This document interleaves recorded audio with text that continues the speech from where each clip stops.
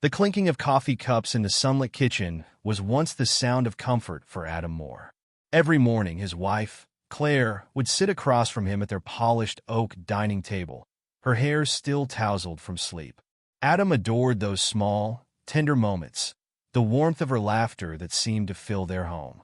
For him, Claire wasn't just his wife. She was the anchor of his life, his partner in every sense of the word. But lately something had shifted.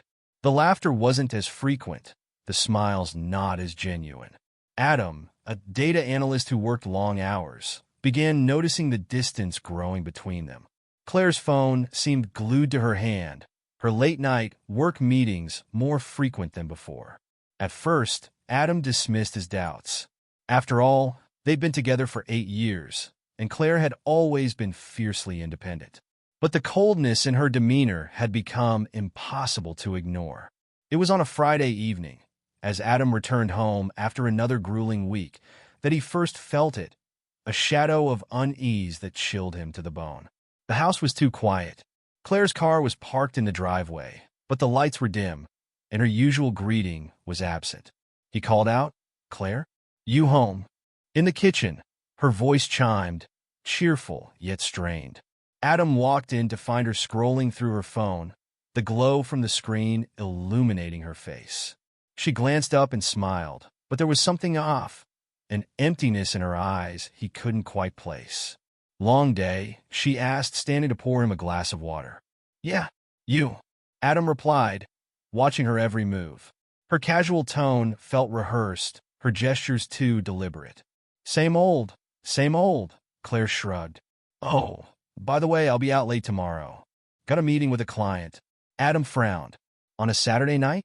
"Big project," she replied quickly, avoiding his gaze. That night, as Claire showered, Adam noticed her phone buzzing on the counter. A message flashed on the screen. "Can't wait to see you tomorrow. Miss you already?" His chest tightened, the blood draining from his face. He didn't want to jump to conclusions, but the evidence was glaring. Who was she texting? And why did it feel like their once solid marriage was now built on quicksand? The next morning, Adam woke up to an empty bed. Claire had left early, leaving behind a note on the kitchen counter, "Gone to the gym. Back by lunch." But as the hours passed and her absence stretched into the afternoon, Adam's unease grew into a gnawing anxiety. By the time she returned, the smell of perfume that wasn't hers and the faint red mark on her collar were impossible to miss. Adam didn't confront her, not yet. Instead, he buried himself in work, hoping to distract himself from the storm brewing in his mind. But things only got worse. Over the next few weeks, Claire's absences became more frequent. She was constantly glued to her phone, often giggling at messages she'd quickly dismiss as work stuff when Adam asked. The intimacy between them, once effortless and genuine, had evaporated. Even the way she kissed him good night felt mechanical, like a habit she no longer cared for. One evening, Adam decided he couldn't bear the uncertainty any longer. He waited until Claire had gone to bed, then unlocked her phone, his hands trembling. What he found confirmed his worst fears. There were dozens of messages between her and someone named Ryan. The conversations were intimate, filled with inside jokes, shared memories, and declarations of love that cut Adam like shards of glass. One message stood out. "I wish I could just leave him already. I hate pretending." Adam's world shattered in that moment. The woman he had loved, trusted, and built a life with was betraying him. He felt a mix of anger, heartbreak, and humiliation. But above all, he felt lost. How could his Claire, do this to him? The following days were a blur. Adam carried the weight of the discovery like a secret tumor growing inside him. He wanted to confront her, but every time he saw her, laughing on the phone or humming absent-mindedly, he froze. "Are you okay?" she asked one evening, noticing his distant demeanor. "Just tired," Adam muttered, his voice hollow. But inside, he was anything but tired. His mind raced with questions. Should he fight for their marriage? Should he confront Ryan? Or should he walk away from the life they had built together? Adam began noticing every small detail. The way she'd light up when she received a text, the way she avoided his touch, the way her eyes seemed to drift off in thought when they sat together. Each observation was another nail in the coffin of their relationship. One night, unable to hold it in any longer, Adam blurted out, "Claire, are you seeing someone else?" She froze, her fork midway to her mouth. The look on her face was all the confirmation he needed. "What are you talking about?" she asked, her voice laced with forced calm. "Don't lie to me," Adam said, his voice trembling. "I've seen the messages. I know about Ryan." Claire's face went pale, and for a moment, she didn't speak. Then, as if a dam had burst, she sighed and said, "I didn't mean for it to happen, Adam. It just did." Adam stared at her, his heart pounding in his chest. "How long?" "A few months," she admitted, her voice barely a whisper. "A few months? That's all it took to undo 8 years of love, trust, and commitment." Adam couldn't believe what he was hearing. His hands clenched in a fist under the table, his mind screaming at him to do something. Anything, but all he could manage was a choked, "Why?" "I don't know," Claire said, tears welling in her eyes. I haven't been happy, Adam. And Ryan, he makes me feel alive again." Alive. The word felt like a slap to the face. Hadn't he tried to make her happy? Hadn't he given her everything he had? Adam's voice broke as he said, "And me? What about me, Claire?" She didn't answer. Instead, she stood up and walked away, leaving Adam alone at the dining table, the weight of her betrayal suffocating him. Adam spent the next few days in a fog of disbelief, anger, and heartbreak. Every moment replayed in his mind. The late nights she claimed were work, the random excuses, the coldness in her touch. The pieces of the puzzle had always been there, but he had been too trusting, too in love, to see the full picture. Now it was painfully clear. Claire had already checked out of their marriage, and while he was clinging to the remnants of their life together, she had moved on with someone else. Adam avoided bringing up Ryan again, not because he had forgiven her, but because he didn't know what to do next. Confrontations seemed pointless. Claire had made her choice, hadn't she? The weight of her betrayal was crushing, yet he couldn't stop thinking about her, about them. He wanted to hate her, but he wasn't sure if he could. One evening, as Claire came home late once again, Adam finally broke the silence. "Do you love him?" he asked, his voice calm, but laced with pain. Claire froze in the doorway, her coat still draped over her arm. She didn't answer right away, which was an answer in itself. Finally, she said, "I don't know. I think I do." Her words hit Adam like a punch to the gut. He felt the air leave his lungs, the room spinning around him. "Then why are you still here?" he asked, his voice rising. "Because I don't know if I'm ready to leave you," Claire said, tears in her eyes. "You've been good to me, Adam. You're a good man. But not enough," Adam finished for her, his voice cracking. Claire tried to reach for him, but he stepped back. "Don't," he said sharply. "Just don't." That night, Adam slept on the couch. Or at least he tried to. Sleep didn't come easily when your heart was in pieces. He stared at the ceiling, his mind racing with thoughts of revenge, forgiveness, and everything in between. The next morning, Adam made a decision. He couldn't sit around waiting for Claire to make up her mind about him. He needed clarity, and he needed it now. Adam began gathering information. He started by researching Ryan, using the few details he had gleaned from Claire's phone. It didn't take long to find him. Ryan was a gym trainer at the facility Claire frequented. Young, athletic, charming. Everything Adam wasn't. He fought the urge to confront Ryan directly. Instead, he decided to focus on himself. Adam began working out, something he hadn't done in years. He changed his diet, started waking up early, and threw himself into self-improvement. But it wasn't just about looking better. Adam needed to feel like he had control over something, anything, in his life. Claire, meanwhile, seemed oblivious to the changes in Adam. She was caught up in her own world, her phone constantly buzzing with messages. Adam noticed her sneaking out for phone calls, smiling at her screen, and slipping away without explanations. One evening, Adam decided he couldn't bear the secrecy anymore. He followed Claire after she left for one of her gym sessions. His heart pounded as he tailed her car, keeping a safe distance. She wasn't heading to the gym. Instead, she pulled into the parking lot of a cozy Italian restaurant. Adam parked a few cars away and watched as she stepped out, adjusting her dress and running a hand through her hair. Moments later, Ryan emerged from his car, greeting her with a kiss on the cheek. Adam clenched the steering wheel so hard his knuckles turned white. He wanted to burst out of the car, march up to them, and demand answers. But he didn't. Instead, he sat there, watching as they entered the restaurant together. When Claire returned home that night, Adam was waiting for her. "How was your gym session?" he asked, his voice icy. Claire hesitated, clearly caught off guard by his tone. "Good," she said carefully. "Liar," Adam said, standing up. He held her gaze, daring her to deny it. "I saw you, Claire. I followed you to that restaurant. I saw you with him." Claire's face drained of color. "Adam, I can explain." "Explain what? That you've been lying to me for months? That you've been sneaking around with him while I've been here, trying to hold this marriage together?" Adam's voice rose with each word, his pain and anger spilling out. "I didn't mean for you to find out like this," Claire said, tears streaming down her face. Adam laughed bitterly. "Oh, I'm sorry. Were you hoping to keep me in the dark forever? Or were you just waiting for the right moment to walk out for good?" Claire didn't answer. She stood there, tears falling silently, as Adam shook his head. "You know what? Don't bother explaining. I don't need your excuses. I need you to decide. Are you staying, or are you leaving?" Claire looked down, unable to meet his eyes. "I need time to think," she whispered. "Time?" Adam repeated, his voice filled with disbelief. "You've had months, Claire.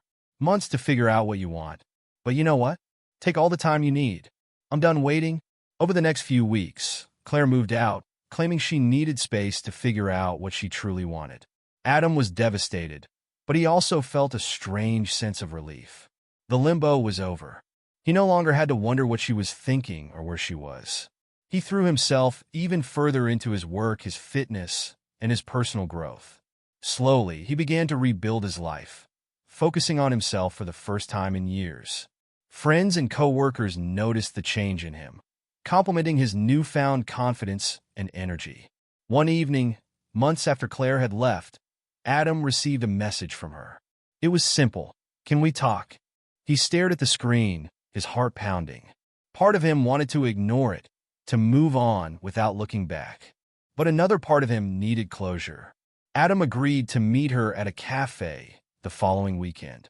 When Claire walked in, she looked different. There was a nervousness in her demeanor, a vulnerability he hadn't seen in years. "Thanks for meeting me," she said, sitting across from him. "What's this about, Claire?" Adam asked, his tone neutral. Claire hesitated, then said, "I made a mistake, Adam. Leaving you, choosing him, it was a mistake. I thought I wanted something different, something exciting. But I realize now that I lost the best thing that ever happened to me." Adam stared at her, his expression unreadable. He felt a surge of emotions, anger, sadness, and a hint of satisfaction. But above all, he felt detached. The woman sitting in front of him wasn't the Claire he had once loved. Adam stirred his coffee slowly, watching Claire with a steady gaze. Her words hung in the air like smoke, heavy and suffocating. "I made a mistake, Adam," she repeated, her voice trembling. "I see it now. Ryan, he wasn't what I thought he was. He didn't love me the way you did. And I threw everything away for nothing." Adam took a deep breath, his fingers tightening around the handle of his cup. He dreamt of this moment, the moment she would come crawling back, begging for another chance. But now that it was happening, it didn't feel the way he thought it would. The satisfaction he expected wasn't there. Instead, there was only an aching hollowness. "Why now, Claire?" he asked quietly. "Why are you telling me this now?" Claire looked down, her hands fidgeting with the edge of her sleeve. "Because I've had time to think. Being away from you made me realize what I lost. I took you for granted, Adam. I thought the grass was greener on the other side, but it wasn't. I was wrong." Adam leaned back in his chair, studying her. The woman sitting before him was a shadow of the Claire he had once known. Unsure, apologetic, vulnerable. But he couldn't forget the pain she had caused him. He couldn't forget the nights he spent questioning his worth, the humiliation of knowing she had chosen someone else over him. "You were wrong," he said slowly. "But what makes you think I can forgive you for what you did?" Claire's eyes filled with tears. "Because I know you, Adam. I know your heart. You're a good man. better than I deserve. But I'm asking for one last chance. Please." Adam felt his chest tighten, a war raging inside him. Part of him wanted to reach across the table, to tell her that everything could go back to the way it was. But another part of him, the part that had spent months rebuilding himself, refused to let her off so easily. "I loved you, Claire," he said, his voice firm. "I gave you everything I had, and you threw it away for someone who didn't care about you the way I did. You didn't just betray me, you broke me." Claire sobbed quietly, her shoulders shaking. "I know," she whispered, "and I hate myself for it. But I want to fix things. I want to make it right." Adam's jaw clenched. The anger and pain he had buried for months came rushing to the surface. "You can't fix this, Claire. You can't undo what you did. And honestly, I don't think I want you to." The cafe fell silent around them as Claire looked at him, her face crumpling with despair. "You don't mean that," she said, her voice barely audible. "I do," Adam said, his tone unwavering. "You didn't just walk out on me, you walked out on us. And now, after everything I've been through, you think I should just let you back in? No, I deserve better than that." Claire's tears streamed down her face, but Adam didn't waver. For the first time in months, he felt a sense of clarity. The pain of her betrayal still lingered, but he realized that he had grown stronger because of it. He didn't need her anymore. As they sat there in silence, Adam's mind flashed back to the moments that had defined their marriage. The laughter, the shared dreams, the promises they had made to each other.